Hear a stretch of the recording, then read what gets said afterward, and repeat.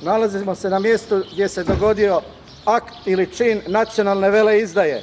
Zbog ucjena Pupovca i njemu sličnih, hrvatska vlada na čelu s premijerom odlučila je skinuti spomen ploču hrvatskim vitezovima, bojovnicima HOS-a koji su 1991. godine upravo na ovim prostorima hrabro ginuli ispred Banjalučkog korpusa, dok je Plenković imao anemiju, a ne znam što je to vrijeme radio Pupovac. Smeta im oznaka Za dom spremni, smeta im preživjeli dragovoljci HOS-a, smeta im sve što je hrvatsko, sram ih može biti.